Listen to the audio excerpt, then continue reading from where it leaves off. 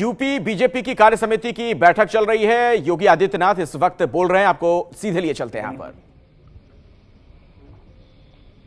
उत्तर प्रदेश सरकार के सभी माननीय मंत्रीगण, माननीय सांसद और अन्य जनप्रतिनिधिगण, उत्तर प्रदेश सरकार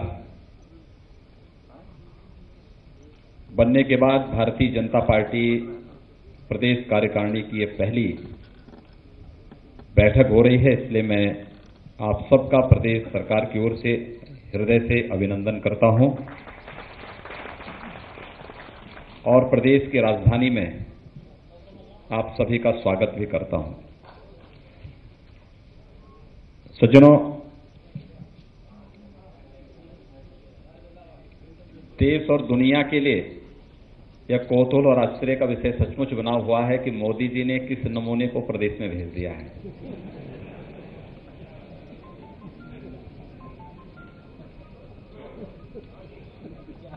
लोग ये मानते थे कि हम लोग प्रदेश में जब सरकार बनाएंगे तो मैं, केशव जी और दिनेश जी सड़कों पर उतर करके पता नहीं क्या करने जा रहे हैं,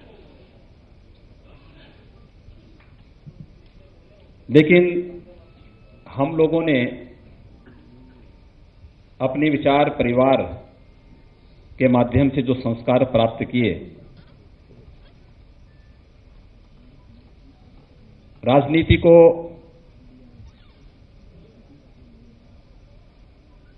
किसी पद प्राप्ति का एक साधन न मान करके अगर कहीं कोई दायित्व मिलता है तो उस दायित्व को एक कर्तव्य मानकर, पद को प्रतिष्ठा से न जोड़ करके एक परीक्षा मान करके, और अपने पूर्व प्रधानमंत्री आदरणीय अटल बिहारी वाजपेयी जी के शब्दों में अगर मैं कहूं कि सिद्धांत विहीन राजनीति फांसी का फंदा है जो व्यक्ति और समाज दोनों को निर्मम रूप से मृत कर देता है, तो हम लोगों ने इस बात को विश्वास में रख करके कार्य प्रारंभ किया कि हम सिद्धांत विहीन राजनीति के माध्यम से मौत के फंदे को चूमने वाले उन राजनीतिक दलों से इतर हटकर के कार्य करके दिखाएंगे। और आदरणीय प्रधानमंत्री जी ने और आदरणीय राष्ट्रीय अध्यक्ष जी ने जो मार्गदर्शन किया है उसी का अनुसरण करते हुए हम लोग आगे बढ़ेंगे। लेकिन यह तय है कि भारतीय जनता पार्टी की प्रदेश में सरकार बनने के बाद पूरे देश के अंदर एक हलचल प्रारंभ हुई है, और वह हलचल है कि अब जातिवादी, परिवारवादी और तुष्टीकरण की राजनीति हमेशा के लिए समाप्त होगी और देश के अंदर विकास और राष्ट्रभक्ति की राजनीति ही हो पाएगी, वही टिक पाएगी। आज वे सब लोग इस बात को स्वीकार कर रहे हैं कि भारतीय जनता पार्टी ने जिन मुद्दों, जिन मूल्यों और जिन आदर्शों की राजनीति की है, वास्तव में उसी से भारत का कल्याण हो सकता है और उसी से विश्व मानवता के कल्याण का मार्ग भी प्रशस्त हो सकता है। आज लोग इस बात को देख रहे हैं कि जिस भारतीय जनता पार्टी को सांप्रदायिकता के पर्याय के रूप में रख करके अछूत बना दिया गया था, आज भारतीय जनता पार्टी का ही नेतृत्व देश और दुनिया के अंदर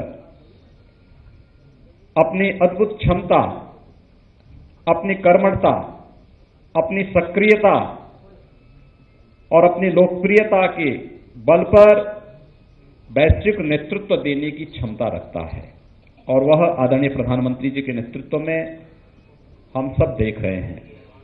सज्जनों, हम सब के लिए प्रदेश में इस अराजकता से निपटने के लिए कहीं किसी प्रकार की कोई चुनौती नहीं, क्योंकि हम सबके सामने एक आदर्श पहले से है। आदरणीय मोदी जी ने देश के अंदर शासन सत्ता का संचालन कैसे होना चाहिए ये हम सबके सामने रखा है। स्वाभाविक रूप से हम सबके सामने जब आदर्श है, हमें तो केवल उसका अनुगामी बनकर के इस व्यवस्था को उसके साथ संबद्ध कर देना है। और इससे पिछले लगभग 1.25 महीने के अंदर जो कार्य हम लोगों ने प्रदेश के अंदर प्रारंभ किए हैं, इस सरकार ने, जो भारतीय जनता पार्टी के कोटि कोटि कार्यकर्ताओं के परिश्रम से प्रदेश में एक अभूतपूर्व सफलता के बाद सरकार बनी है। इस सरकार ने उन जनअपेक्षाओं पर, आप सबकी आकांक्षाओं पर खरा उतरने का प्रयास किया है। और इसीलिए आज जब भारतीय जनता पार्टी सरकार बनने के बाद प्रदेश कार्यकारिणी की प्रथम बैठक हो रही है, तो मैं इस अवसर पर आप सबका अभिनंदन कर रहा हूं। और मुझे बताते हुए प्रसन्नता है कि इस दौरान हम लोगों ने कुछ निर्णय किए। यद्यपि आप लोग सार्वजनिक जीवन में हैं, समाचार पत्रों को पढ़ते होंगे, टेलीविजन चैनल को देखते होंगे, आपको उन सभी घटनाओं की जानकारी होगी, लेकिन एक साथ उन सभी को अगर हम लोग समेट करके यहां पर आपके सामने रखें, यद्यपि हमने इस बात का भी प्रयास किया है कि सरकार के इन सभी कार्यों को एक प्रेजेंटेशन के माध्यम से प्रदेश कार्यकारिणी के सामने रखें, क्योंकि हमारा दायित्व भी है। इसलिए भी क्योंकि आप लोगों ने चुन करके भेजा है, आपको ये जानने का अधिकार है कि हमारे द्वारा चुनी गई सरकार क्या कर रही है। और इसलिए आपके सामने हम लोग प्रयास करेंगे कि कल हम लोग पूरी सरकार की पूरी गतिविधियों को बहुत 15 मिनट में, लेकिन संक्षेप में हम लोग रखें। कल प्रेजेंटेशन के माध्यम से वो आए, आज मैं स्वयं आपके सामने कुछ संक्षेप में उसको रखना चाहूंगा। शपथ लेते ही मैंने अधिकारियों के साथ एक बैठक की थी। मेरे दोनों सहयोगी माननीय केशव जी, माननीय दिनेश जी भी मेरे साथ में थे, तो अधिकारियों के साथ हम बातचीत कर रहे थे। हम लोगों ने केवल 2 मुद्दों पे चर्चा की। हम लोगों ने कहा कि भाई देखो, हम लोग ये चाहते हैं कि प्रदेश में हमारी बेटियां, हमारी बहनें, हमारी माताएं सुरक्षित रहें।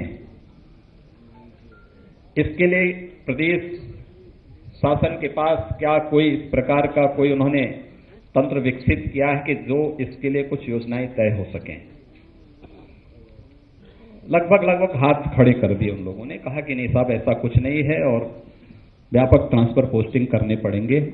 हम लोगों ने कहा नहीं, बिना ट्रांसफर पोस्टिंग के ये संभव है। और हम लोगों ने इसी समय हमने कहा 24 घंटे के अंदर हम चाहते हैं कि प्रदेश के अंदर एंटी रोमो स्क्वाड गठित हो जाए और वह कार्य करना प्रारंभ कर दे। और सज्जनों, आपने देखा होगा 24 घंटे के अंदर सारे कार्यक्रम प्रारंभ हुए।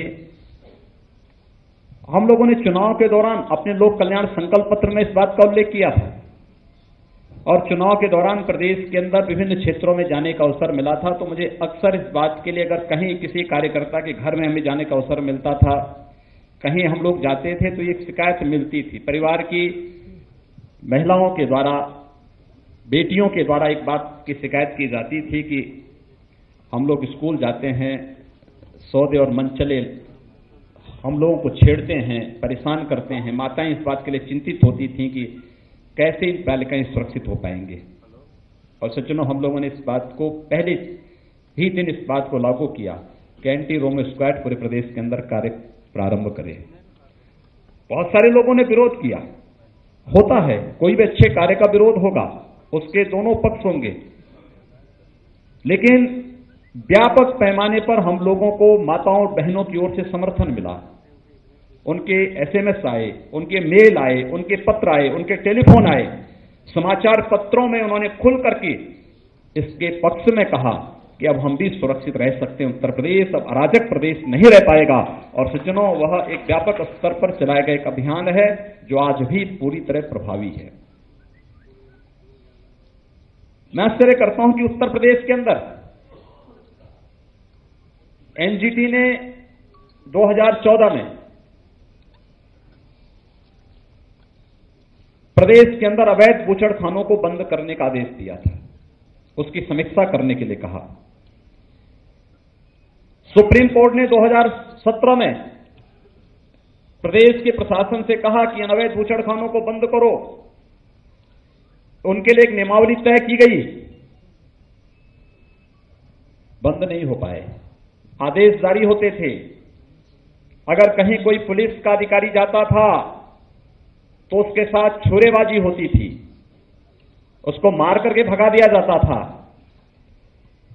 जब हम लोगों ने अधिकारियों से इस बारे में पूछा कि ये सब क्या है, उन्होंने कहा साहब जो है जाएंगे तो लोग छुरा मारेंगे। फिर हमने कहा सत्ता बदल चुकी है, अब कोई छुरा नहीं मारेगा, सबके छुरे चाकू सब गायब हो चुके होंगे। आप लोग जाइए, एक झटके में सबको बंद करने के लिए कह दीजिए, और नहीं होता तो आप लोग कार्रवाई करने के लिए स्वतंत्र हैं। आपने देखा होगा स्वतः सब बंद होता गया। अवैध बूचड़खाने प्रदेश के अंदर लगभग बंद हो चुके हैं। जो बचे हैं उनको भी हम कुछ दिनों के बाद धीरे धीरे करके ठिकाना लगाने का कार्य करेंगे। लोग आश्चर्यचकित थे, ये सब कैसे हो रहा है, पहले तो होता नहीं था। वही प्रशासन है, केवल शासन बदला है, शासन के चेहरे बदले हैं, सब कुछ वही है, वही प्रदेश है। जहां पर छुरेबाजी होती थी, चाकूबाजी होती थी, प्रशासन के लोग मार खाते थे, आज वो प्रशासन सुरक्षित है। लेकिन अवैध रूप से एनजीटी और सुप्रीम कोर्ट की नियमावली के विरुद्ध जो लोग इस कार्य को संचालित करते थे, वे लोग स्वच्छंद थे, सत्ता का संरक्षण पाकर के अराजकता फैलाते थे। हम लोगों ने लोक कल्याण संकल्प पत्र के इस दूसरे संकल्प को भी, मुझे लगता है एक सप्ताह के अंदर ही इसको भी हम लोगों ने लागू किया। लागू करने के साथ साथ प्रभावी ढंग से इसको किया। बहुत सारे लोग आए, उन्होंने कहा साहब रोजगार पर असर पड़ेगा। हम लोगों ने कहा कोई असर नहीं पड़ेगा। बहुत सारे लोगों ने कहा कि अरे स्वास्थ्य के प्रति तो एक खिलवाड़ है। अरे हमने कहा क्या हम लोग तो बिल्कुल शाकाहारी हैं, प्याज लहसुन भी नहीं खाते हैं, लेकिन क्या तुम लोगों से कम ताकत है क्या? हमारा तो पूरा मंत्रिमंडल ज्यादातर शाकाहारी है, और मंत्रिमंडल के सदस्य प्रातः 7 बजे से लेकर के अपने कार्यों को निपटाते होंगे, 9 बजे से कार्यालय में, और इधर उधर दौरे के बाद सायकाल 6 बजे से बैठते हैं, रात्रि 1 बजे तक उनको अपने सरकारी कार्य कामकाज को निपटाना पड़ता है या सरकारी कामकाज को देखना पड़ रहा है। तो जो व्यक्ति सुबह 7 बजे से लेकर रात्रि 1 बजे तक कार्य कर रहा है, क्या आप उसको कमजोर कह रहे हैं?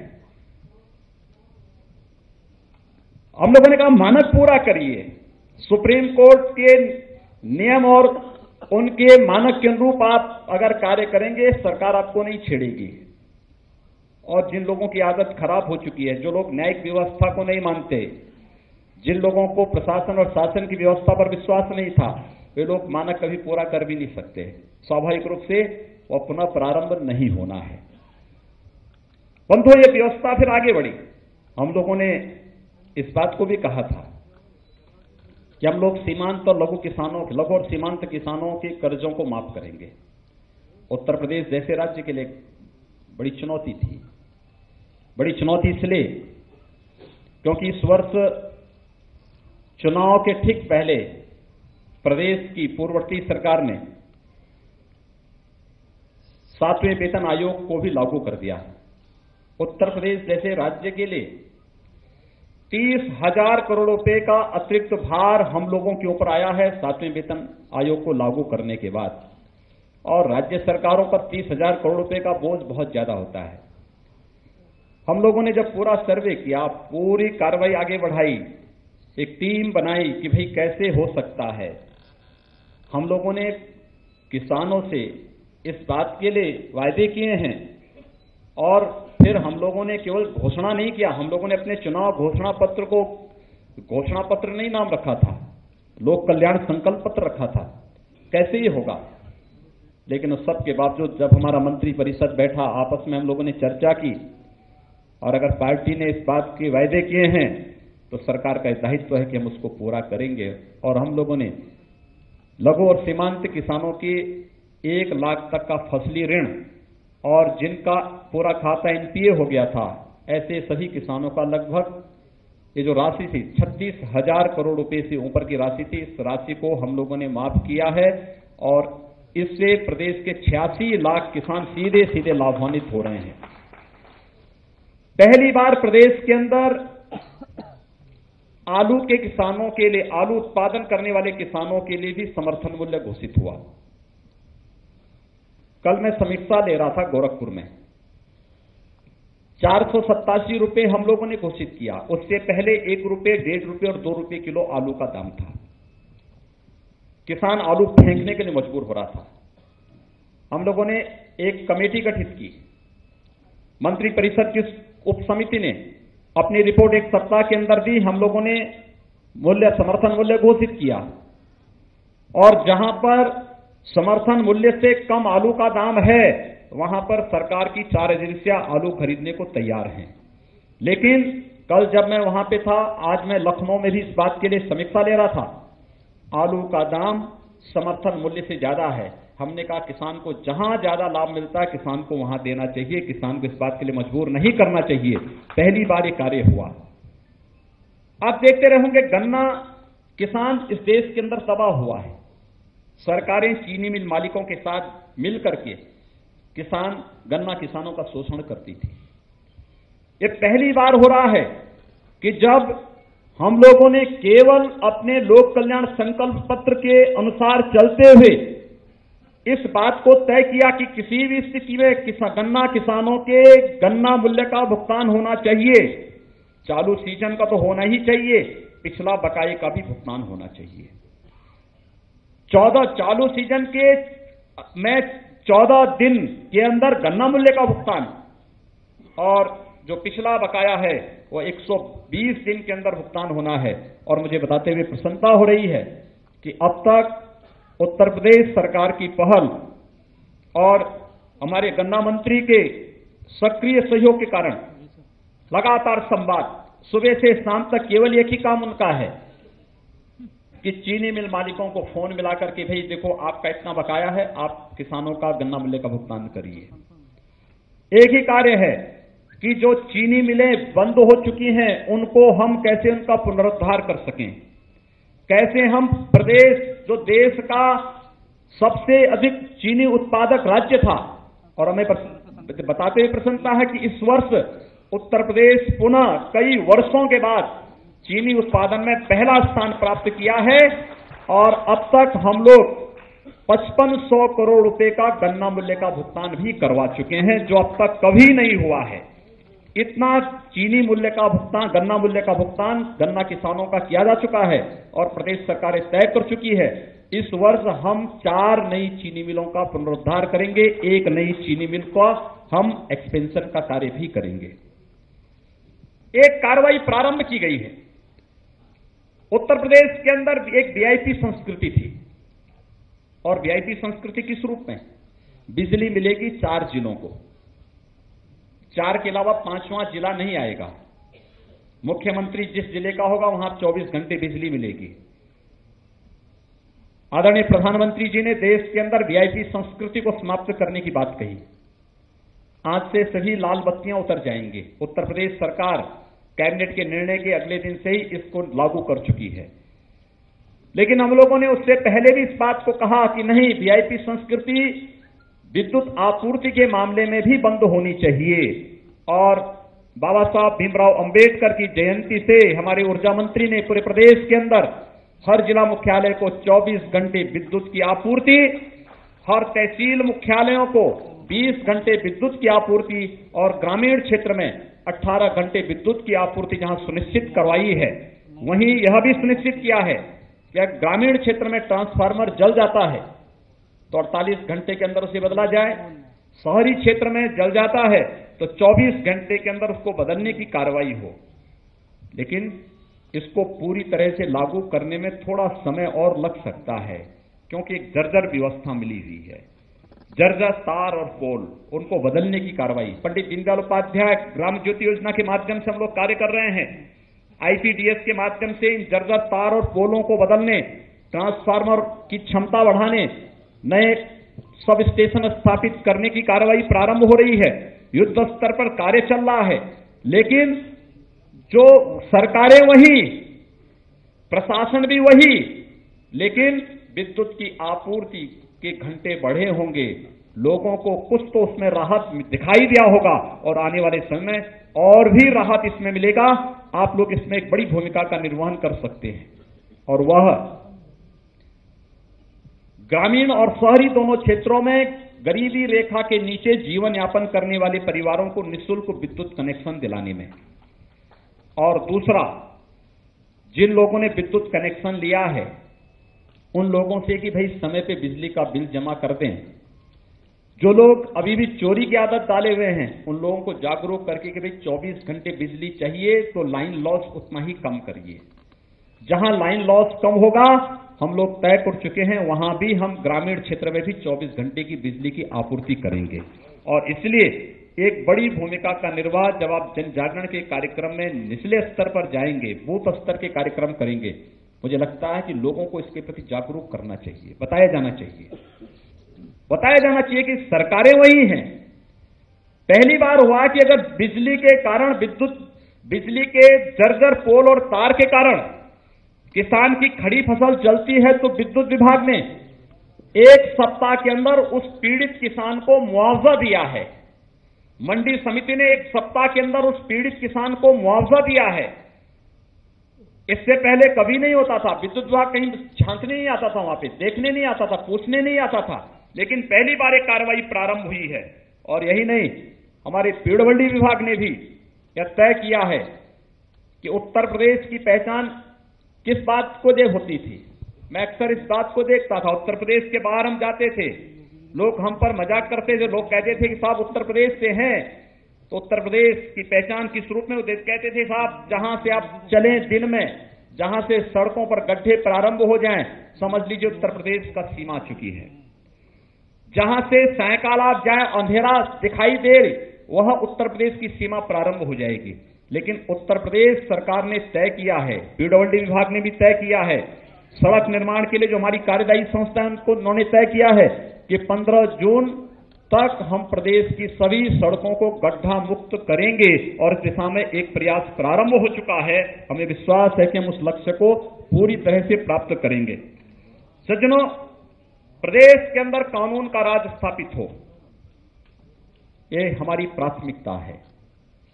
और ये सरकार आपने अराजकता के खिलाफ, गुंडा राज के खिलाफ, भ्रष्टाचार के खिलाफ व्यापक जन जागरण करके प्रदेश में इस सरकार को बिठाया है और ये सरकार इसके लिए कृत संकल्पित है। हम भ्रष्टाचार के मुद्दे पर जीरो टॉलरेंस की नीति पर कार्य करेंगे। कानून का राज स्थापित हो, इस दृष्टि से प्रदेश के अंदर चाहे वह वन माफिया हो, चाहे वह भू माफिया हो, चाहे वह किसी भी प्रकार का माफिया हो, उसके खिलाफ सख्ती से सरकार निपटेगी। हम लोग कानून के इस राज्य को स्थापित करने की बात कर रहे हैं तो भेदभाव किसी के साथ नहीं, लेकिन अगर कानून के साथ किसी ने खिलवाड़ करने का प्रयास किया तो फिर सरकार उससे सख्ती के साथ निपटने के लिए संकल्पित है। और इस बात को लेकर के आपकी उस संकल्पना को जो आप जनता के बीच में जा करके कहते थे ये गुंडा राज समाप्त होना चाहिए, उस गुंडा राज को समाप्त करने के लिए सरकार युद्ध स्तर पर कार्य कर रही है और आपको सार्थक परिणाम बहुत शीघ्र दिखाई देंगे। और 100 दिन के अंदर जब ये सरकार अपने 100 दिन के कार्यों का हिसाब लेकर के आपके बीच आएगी तो हम बहुत सार्थक परिणाम इन सब मुद्दों पर लेकर के आएंगे। प्रदेश के अंदर आदरणीय प्रधानमंत्री जी की अत्यंत महत्वाकांक्षी परियोजना है नमामि गंगे परियोजना। अब आश्चर्य करेंगे, प्रदेश के अंदर इससे पहले कार्य हुए ही नहीं। उसमें ऐसे लगता था कि उत्तर प्रदेश की सरकार जैसे विकास से उससे कोई मतलब ही न रहा हो।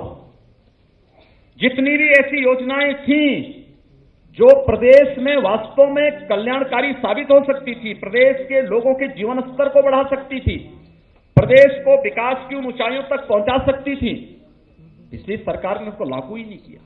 कल्याणकारी योजनाएं आदरणीय प्रधानमंत्री जी ने 3 वर्ष होने जा रहे हैं 26 मई को, और इस दौरान 60 से अधिक कल्याणकारी योजनाएं एकदम समाज के अंतिम पायदान पर खड़े हुए व्यक्ति के उत्थान के लिए, उसके आत्मनिर्भरता के लिए जो योजनाएं लागू की, उन योजनाओं को प्रदेश में लागू ही नहीं किया गया। और नमामि गंगे परियोजना एक केवल गंगोत्री से लेकर गंगा सागर तक गंगा की अश्वस्थ धारा को लेकर के ही नहीं, देश की नदी संस्कृति को बचाने की एक बहुत महत्वपूर्ण योजना है। देश की जल संस्कृति को बचाने की, देश के जीवन को बचाने की महत्वपूर्ण योजना है। उस योजना को भी प्रदेश के अंदर लागू नहीं करने दिया। उत्तर प्रदेश के अंदर मां गंगा 1000 किलोमीटर की दूरी तय करती है, लेकिन उत्तर प्रदेश के अंदर इस पर कोई कार्य नहीं हुआ। हम लोगों ने तय किया है, कल हमारी यहां पर कार्यकारिणी में उपस्थिति रहनी है, इसलिए कल हम लोग इस योजना में नहीं जा रहे हैं, लेकिन भारत सरकार ने कल एक योजना तय की है और हम लोगों ने उस योजना के साथ अपने आप को संबद्ध करते उसके साथ जोड़ा है कि 1000 किलोमीटर के क्षेत्र में 15 जिले उत्तर प्रदेश के पड़ेंगे, 985 गांव पड़ेंगे। इन सभी 985 गांवों में और उन 15 के 15 जिलों में कल गंगा की स्वच्छता के लिए शपथ का कार्य पूरे उत्तर प्रदेश के अंदर होगा और हम प्रदेश के अंदर नमामि गंगे परियोजना की सफलता के साथ साथ प्रदेश की जल संस्कृति और नदी संस्कृति को बचाने के लिए हम युद्ध स्तर पर कार्य करेंगे और वह कार्य युद्ध स्तर पर प्रारंभ हो गए हैं। मुझे बताते हुए प्रसन्नता हो रही है कि नमामि गंगे परियोजना में हम लोग अब तक 4000 करोड़ रुपए के प्रोजेक्ट को भारत सरकार से स्वीकृत करा करके उसको आगे बढ़ा चुके हैं और बहुत शीघ्र आप देखेंगे जब 2019 में आप प्रयागराज के अर्ध कुंभ में जाएंगे तो आपको गंगा जी में शुद्ध गंगा जल के दर्शन होते हुए दिखाई देंगे। इस प्रकार की स्थिति हम 2019 तक पैदा कर देंगे। उत्तर प्रदेश के अंदर त्योहारों में विद्युत की आपूर्ति नहीं होती थी। नवरात्र में आपने देखा होगा, नवरात्र से ठीक पहले सरकार का गठन हुआ और वासंतिक नवरात्र के दौरान विद्युत की आपूर्ति देवी मंदिरों में हो। मैंने ऊर्जा मंत्री से इस बात के लिए कहा, मैंने कहा कैसे होगा? उन्होंने कहा हम सुनिश्चित कर रहे हैं और लग करके पहली बार हुआ। अयोध्या में रामनवमी के पर्व पर कोई तैयारियां नहीं होती थी, न सफाई होती थी, न सड़कें बनती थी, न बिजली की आपूर्ति होती थी, न सुरक्षा की व्यवस्था होती थी, कुछ भी नहीं।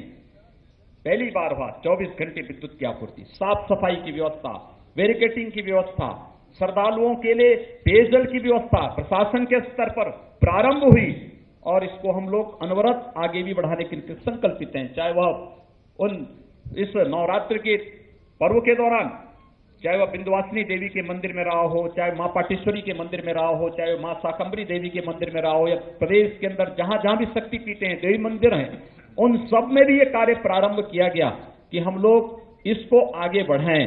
हम भेदभाव नहीं करेंगे, लेकिन अगर पर्व और त्योहार है तो उन भावनाओं का पूरा सम्मान देंगे और सम्मान को देते हुए इस कार्य को पूरी मजबूती के साथ लगाने का प्रयास किया गया। स्वच्छ भारत अभियान, हमारे मंत्रिमंडल के हमारे सभी सहयोगियों ने शपथ लेने के बाद जब कार्यालय गए तो पहले दिन कोई कार्यालय में बैठा नहीं था।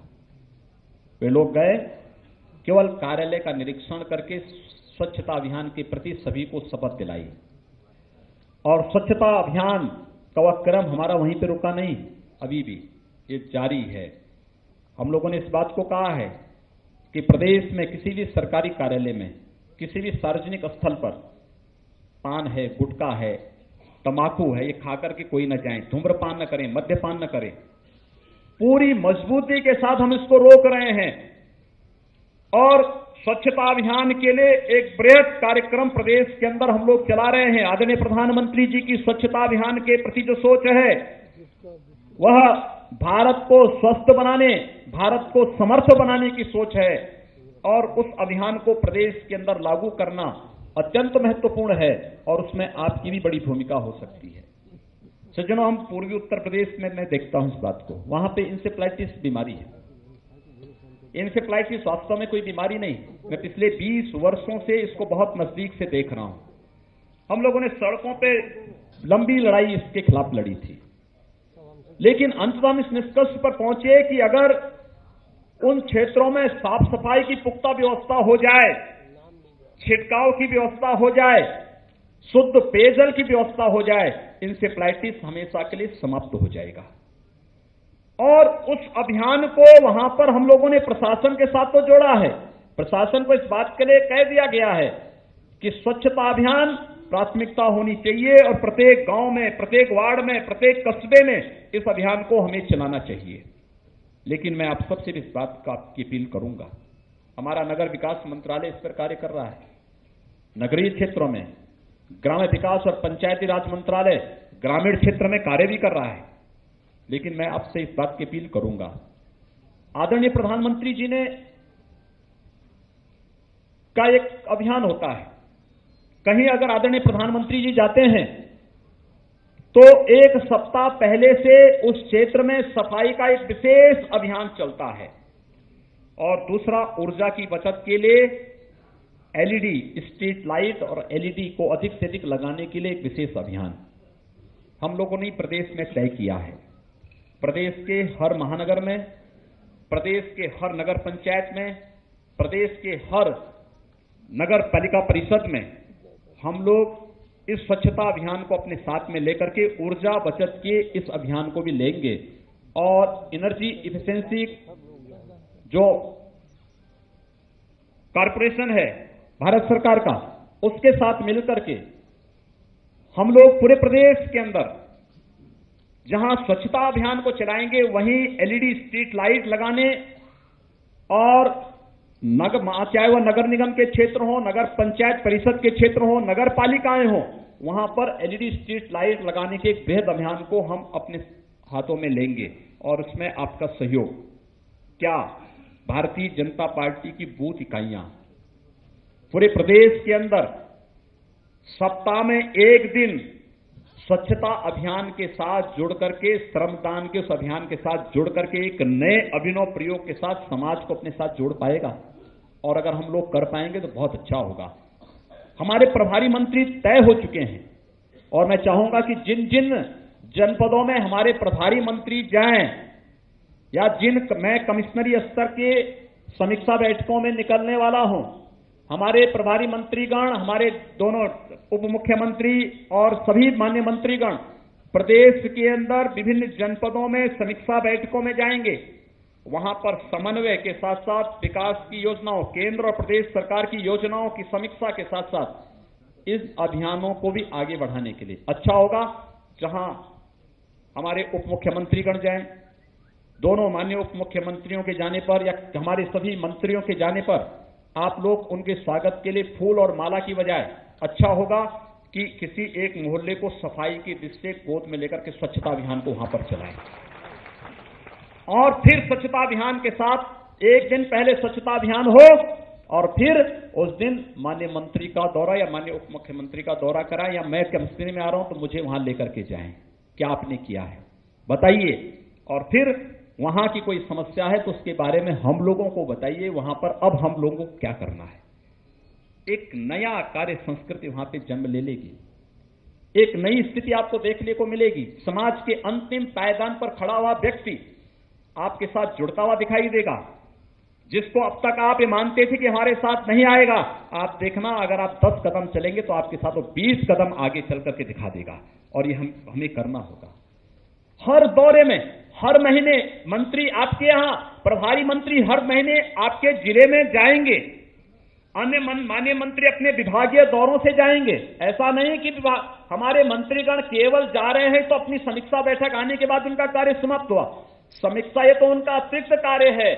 मूल कार्य तो विभाग के कार्यों की दृष्टि से प्रदेश के हर जनपद में जाना, और हर जनपद में जाने के बाद वहां पर अपनी विभागीय कार्यों की समीक्षा तो उनको लेना ही लेना है, लेकिन संगठन और सरकार के बीच बेहतर तालमेल हो सके, इस दृष्टि से उस जनपद के प्रभारी मंत्री के रूप में केंद्र और प्रदेश सरकार की योजनाओं को वहां पर पूरी तरह क्रियान्वित करने के लिए प्रभारी मंत्री उस जिले समिति की, जिला योजना समिति के अध्यक्ष के रूप में वहां पर इन योजनाओं को लागू करेंगे। हम लोगों ने आज 30 ऐसे आइटम बनाए हैं और उसको हम लोग आज सायंकाल तक पूरी टाइप हो जाएंगे तो सभी माननीय मंत्रियों तक पहुंचाएंगे, जिनकी समीक्षा उन जिलों में होगी। आपको पहले से ही माननीय मंत्रियों की ओर से वो सारे के सारे कागज प्राप्त भी हो जाएंगे। लेकिन अच्छा होगा कि स्वागत फूल और माला की बजाय स्वच्छता अभियान के साथ प्रारंभ हो। माननीय प्रधानमंत्री जी यही चाहते हैं कि स्वच्छता अभियान को हम प्राथमिकता के आधार पर लें, और अगर इस कार्यक्रम को हम प्रदेश के अंदर कर दें तो वास्तव में उत्तर प्रदेश देश के अंदर जो उम्मीदें लोग लगाए हैं उन उम्मीदों पर हम खरा उतरते हुए दिखाई देंगे। सज्जनों, हम लोगों ने स्वास्थ्य के क्षेत्र में भी कुछ कार्य प्रारंभ किए हैं। उत्तर प्रदेश के अंदर प्राथमिक सामुदायिक स्वास्थ्य की स्थिति अत्यंत खराब है। उत्तर प्रदेश जैसे राज्य में 22 करोड़ की आबादी, इतना बड़ा राज्य, 22 करोड़, पूरा यूरोप समा जाए आपके उत्तर प्रदेश में। और एक राज्य है भी। इस राज्य में स्वास्थ्य की स्थिति कितनी दयनीय है। प्राथमिक स्वास्थ्य केंद्रों में चिकित्सक नहीं, सामुदायिक स्वास्थ्य केंद्रों में भी पूरे चिकित्सक नहीं हैं, और चिकित्सक हैं तो दवा नहीं है, पैरामेडिकल का स्टाफ नहीं है। प्रदेश सरकार ने तय किया है कि हम प्राथमिक सामुदायिक स्वास्थ्य केंद्रों के साथ साथ जिला चिकित्सालयों में भी चिकित्सकों की उपस्थिति और दवा की उपलब्धता सुनिश्चित करवाएंगे। जहां पर हमारे पास चिकित्सक नहीं, उसके लिए हम वैकल्पिक व्यवस्था करेंगे, और जहां पर हमारे पास वैकल्पिक व्यवस्था नहीं, हम वहां पर दवा के लिए और निजी क्षेत्र में जो चिकित्सक कार्य कर रहे हैं उनके साथ समझौता करके, उनके साथ बैठक करके उनको हम प्राथमिक और सामुदायिक स्वास्थ्य केंद्रों में बिठा करके उनकी सेवाएं भी लेंगे। लेकिन प्रदेश की जनता को बेहतर स्वास्थ्य सुविधा उपलब्ध कराने के लिए कार्य करेंगे। एक अभियान चल रहा है पूरे प्रदेश के अंदर, हम इसको लेकर के चलेंगे। युद्ध स्तर पर इस पर कार्य प्रारंभ हुआ है और उस स्थिति को और तेज किए जाने की आवश्यकता है। इसमें आपका भी मार्गदर्शन और सहयोग महत्वपूर्ण होगा, क्योंकि आप में से बहुत सारे कार्यकर्ता ऐसे होंगे जो स्वयं चिकित्सक होंगे, वे अपनी सेवाएं दे सकते हैं। वे लोग एक आपस में बैठ करके तय कर सकते हैं कि किस प्राथमिक स्वास्थ्य केंद्र में कितना। एक प्राथमिक स्वास्थ्य केंद्र में अगर 2 घंटे भी एक चिकित्सक बैठ जाए तो बड़ी बात होगी, गांव के लोगों को बड़ी राहत हो जाएगी। वहां पर हम अगर प्राथमिक उपचार की कुछ सुविधा दे दें, बड़ी सुविधा हो सकती है। और उसी प्रकार से शिक्षा की, मैं देख के ताज्जुब कर रहा हूं, शिक्षा की कितनी खराब स्थिति उत्तर प्रदेश के अंदर है। स्वाभाविक रूप से 15 वर्षों तक प्रदेश में जिन लोगों ने शासन किया है, उनके जो आचरण थे तो शिक्षा विरोधी तो उनको होना ही होना था, शिक्षा की दुर्गति तो होनी थी। और प्राथमिक हो, माध्यमिक हो, उच्च हो, सब में एक जैसी स्थिति हम लोग तय कर चुके हैं। उसमें पूरी व्यवस्था को पारदर्शी ढंग से बनाएंगे। हमारे उप मुख्यमंत्री डॉक्टर दिनेश शर्मा जी के नेतृत्व की कमेटी उस पर कार्य कर रही है और बहुत शीघ्र उसके परिणाम सामने आएंगे। नया सत्र प्रारंभ होगा, आप देखना जुलाई में, 15 जुलाई के बाद आप बात करना। जब प्राथमिक विद्यालय के बच्चों की यूनिफॉर्म को आप देखेंगे तो आपको लगेगा कि यूनिफॉर्म अब होमगार्ड की नहीं, बल्कि प्राथमिक विद्यालय के बच्चे भी किसी कॉन्वेंट और पब्लिक स्कूल के बच्चों की तरह यूनिफॉर्म के साथ अपने विद्यालयों में नजर आएंगे, और साथ ही साथ उनके पैरों में भी अच्छे जूते चप्पल होंगे। प्रदेश सरकार देगी, प्रथम सप्ताह में सारी आपूर्तियां जुलाई के प्रथम सप्ताह में तय कर देंगे। ये चीज पाठ्यक्रम में व्यापक संभावनाएं हैं अभी, और उसके लिए पूरी टीम कार्य कर रही है। ऐसा नहीं लखनऊ में हमारा जो मंत्री परिषद यहां बैठा नहीं है, आप सुनते होंगे, देखते भी होंगे, और हम लोग लगातार इस बात के लिए लगातार आपस में एक समन्वय करते बैठते हैं। 6 बजे तक अपने कार्यालय के कार्य को निपटाइए, 6 बजे के बाद फिर सरकार के पूरे कार्यों को लेकर के एक प्रेजेंटेशन में आप उपस्थित हो जाइए। और वो कब तक चलना है किसी को पता नहीं, 9 बजे, 10 बजे, 11 बजे, 12 बजे, 1 बजे। और पहले दिन जब 12:30 बजे, तो मैंने कहा यार ऐसा तो नहीं कि किसी बुजुर्ग मंत्री की तबीयत खराब हो जाए। लेकिन मैंने देखा कि सचमुच जितने हमारे ऐसे मंत्री थे माथुर जी, वो हम लोगों से ज्यादा चुस्त थे, और सभी लोग, यानी किसी को मैंने उस पूरे अभियान में कहीं झपकी लेते हुए नहीं देखा। महत्वपूर्ण बिंदुओं को नोट करते हुए, या उनको लगता था कि देखिए मुझ पर नजर पड़ी तो फिर प्रश्न पूछने लगते थे। ऐसे लगता था कि एक नई एनर्जी का संचार हो रहा है। यह स्थिति, लोग बोले कैसे सब हो रहा है। हमने कहा, आदरणीय प्रधानमंत्री जी ने कहा कि सरकार के गुण सीखने तो ऐसे सीखा जाता है, और हम लोग इसलिए इस कार्य को कर रहे हैं। पहली बार लोगों को लगा कि सरकार का जो पंचम तल कहलाता, इसमें भी हलचल हो सकती है। रात 12 बजे तक चलेगा कार्यालय, जो कभी आफ्टर लंच खुलता ही नहीं था। यानी लंच के बाद एक बार गए तो उसके बाद फिर कभी वापस नहीं कोई आता था। और रात 12 बजे तक चल रहा है, जो दिन में 12 बजे बंद हो जाता था और रात 12 बजे 1 बजे तक चलेगा, कोई कल्पना नहीं करता था। लेकिन आज हो रहा है। सभी मंत्री, कोई कार्य किसी को दिया कि भाई हमें ये रिपोर्ट 2 दिन के अंदर चाहिए, 2 महीने का कार्य, 2 साल तक जिस पर कोई निर्णय नहीं कर पाया, हमारे मंत्रीगण 2-2 दिन के अंदर निपटाते हैं, दिन रात लग करके करते हैं, घंटों बैठते हैं, लेकिन 2 घंटे के अंदर परिणाम सामने आ जाता है, एक निष्कर्ष पर हम पहुंच जाते हैं। हम लोगों के त्वरित निर्णय लेने के पीछे एक टीम भाव है, और टीम भाव जो फैसला एक टीम लेती है और फिर जब उसको क्रियान्वित की बात आती है तो पूरी टीम एक साथ लग करके उसको आगे बढ़ा देती है, परिणाम सबके सामने आ जाता है। और सज्जनों, उसको हम लोगों ने मजबूती के साथ लगाने का प्रयास किया है। आमूलचूल परिवर्तन अगले वर्ष तक आप देखेंगे, एक नई व्यवस्था के साथ प्रदेश के अंदर हमारा शिक्षा विभाग आएगा, प्राथमिक भी, माध्यमिक भी, उच्च भी, टेक्निकल एजुकेशन भी और मेडिकल एजुकेशन भी। हम इन सब के क्षेत्र में जाएंगे। हमने व्यवसायिक और कौशल विकास के क्षेत्र में भी कुछ कार्य प्रारंभ किए हैं, और हम लोगों का लक्ष्य है कि जो हम लोगों ने लोक कल्याण संकल्प पत्र में कहा है कि हम 5 वर्ष में 70 लाख नौजवानों को रोजगार और नौकरियां उपलब्ध कराएंगे, और मैं विश्वास के साथ कह सकता हूं हम लोग इसको सफल करेंगे। लगे हैं, युद्ध स्तर पर हमारी टीम कार्य कर रही है, मंत्रियों का समूह लगा हुआ है, एक नई उद्योग नीति के साथ हम सामने आ रहे हैं। प्रदेश में एक नया वातावरण उद्योग लगाने के लिए बन रहा है। जो लोग यहां उद्योग लगाए थे, यहां से भाग रहे थे, आज वे प्रदेश में वापस आ रहे हैं, लगातार संपर्क कर रहे हैं कि हम भी उत्तर प्रदेश के अंदर आना चाहते हैं। हम लोग अभी कह रहे हैं यार रुको, हमारी उद्योग नीति को आने दीजिए, वो कह रहे नहीं, अब हमें कोई सुविधा नहीं चाहिए, केवल हम लोगों को विश्वास हो गया कि हम प्रदेश में अब सुरक्षित हैं, और वह आना चाहता है। सज्जनों, भारतीय जनता पार्टी के लिए विश्वास, सबसे बड़ा विश्वास यही कि भारतीय जनता पार्टी की सरकार लोगों के अंदर इस विश्वास को स्थापित करने में कहीं न कहीं 1 महीने के अंदर सफल हुई है। और आज इस बात को काकी कहते हैं कि साहब हम आना चाहते हैं। कोरिया की एक कंपनी आई, 2,500 करोड़ रुपए को वो यहां पर निवेश करना चाहती है, भाग चुकी थी। जब वो मुझसे मिलने के लिए आए हमारे उद्योग मंत्री जी के साथ, तो मुझे बताया एक अधिकारी ने, कहा से भाग चुके थे ये लोग, आएंगे नहीं।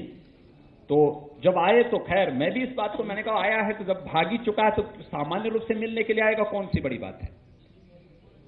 तो उसने कहा साहब हम लोग विश्वास हो चुका है कि भारतीय जनता पार्टी की सरकार हमें सुरक्षा प्रदान कर देगी, हम लोग वापस आना चाहते हैं और 2,500 करोड़ रुपए का पूंजी निवेश हम प्रदेश के अंदर करना चाहते हैं, वो करेंगे। यहां पर हम लोगों ने उनको कहा है कि नहीं, हमारी उद्योग नीति को आने दीजिए, हम लोग एक ऐसा माहौल बनाएंगे, जो लोग भाग चुके हैं वे वापस आएंगे, और साथ साथ हम प्रदेश के अंदर व्यापक स्तर पर पूंजी निवेश करा करके प्रदेश में पलायन की समस्या का समाधान करेंगे। यहां का नौजवान पलायन नहीं करेगा, उसको नौकरी और रोजगार हम देंगे ही प्रदेश के अंदर।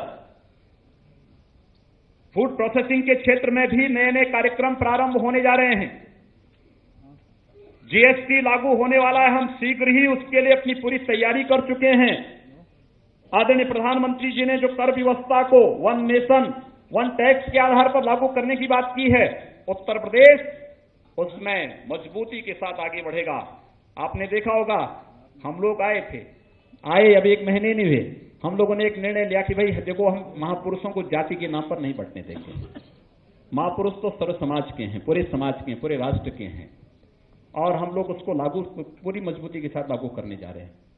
हम लोगों ने कहा महापुरुषों के नाम पर छुट्टी घोषित करके हम बच्चों को इससे वंचित कर देते हैं कि इस महापुरुष के व्यक्तित्व और कृतित्व के बारे में जान सके, उनके आदर्शों से प्रेरणा ले सकें।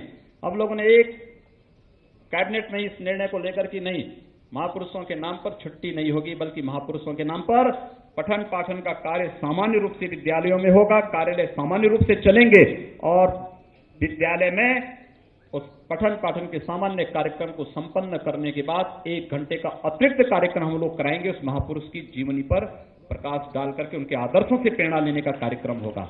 हम लोगों के बाद दिल्ली की सरकार पे भी सद्बुद्धि आ गई है। एनसीटी चुनाव की हार भी हो सकती है, और भी कारण हो सकता है, लेकिन उन्होंने भी इस बात को अब स्वीकार किया कि नहीं, महापुरुषों के नाम पर अब छुट्टी नहीं होगी। वे भी अब इस कार्यक्रम को इस रूप में करेंगे। सज्जनों, एक प्रयास है हम लोगों का, हम लोग प्रदेश के अंदर, आप आश्चर्य करेंगे, नई आबकारी नीति के साथ भी आ रहे हैं।